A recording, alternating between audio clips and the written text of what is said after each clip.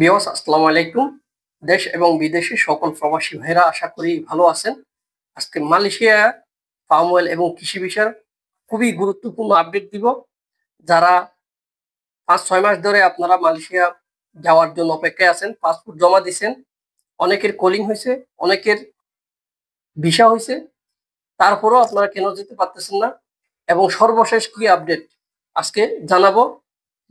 গুরুত্ব সহকারে আপনারা মন দিয়ে শুনবেন। প্রথম বিষয় হচ্ছে আজকে মালয়েশিয়া হাই কমিশন থেকে একটা বিজ্ঞপ্তি দিছে, খুবই গুরুত্বপূর্ণ বিজ্ঞপ্তি, যেটা আপনাদের খুবই কাজে লাগবে।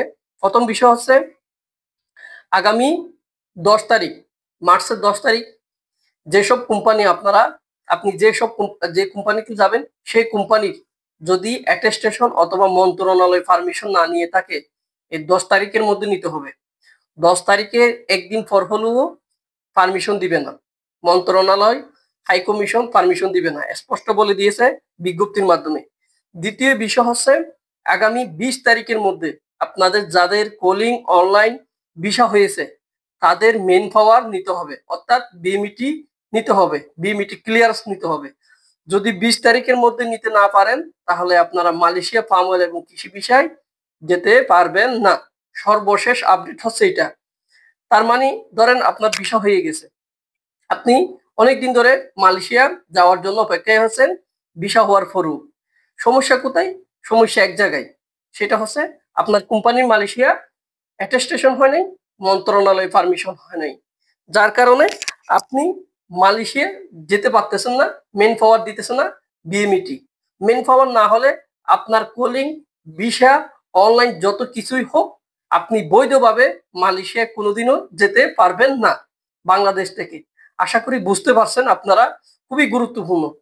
তো আপনারা এখন যাকে ভিসার জন্য টাকা জমা দিয়েছেন মালয়েশিয়া পাম অয়েলে, ভিসা চলে আসছে, যে অফিসে পাসপোর্ট জমা দিয়েছেন, আপনারা দ্রুত কথা বলেন যে 20 তারিখের মধ্যে আপনাদের মেন পাওয়ার দিতেই হবে। যদি দিতে না পারে তাহলে আপনারা মালয়েশিয়ায় ঢুকতে পারবেন না।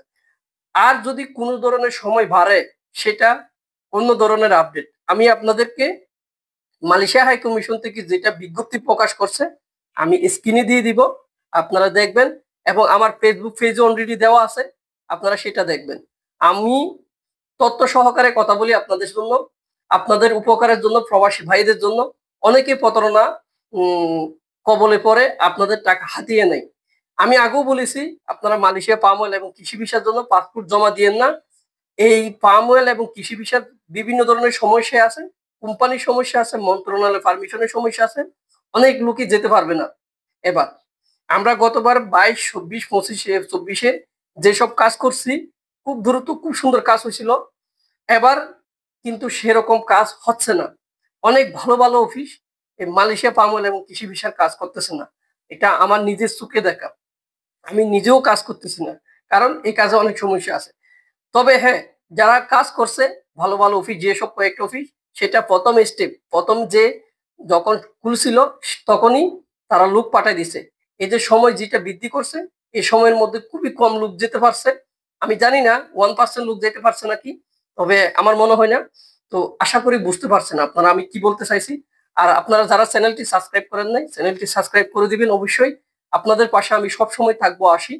আমার মোবাইল নাম্বারটা আমার স্ক্রিনে দিয়ে দিব, আপনাদের যে কোনো প্রয়োজনে কমেন্ট করবেন, আমাকে হোয়াটসঅ্যাপে ভয়েস দিবেন, ইনশাল্লাহ আপনাদেরকে প্রশ্নের উত্তর দিয়ে দিব। আপনারা আর আমার ফেসবুক পেজে ফলো দিয়ে রাখবেন, ইনশাল্লাহ সব ধরনের আপডেট, মালয়েশিয়া, দুবাই, সৌদি আরব, ওমান, সব ধরনের আপডেট ইনশাল্লাহ আপনাদেরকে দেওয়ার চেষ্টা করি আমি।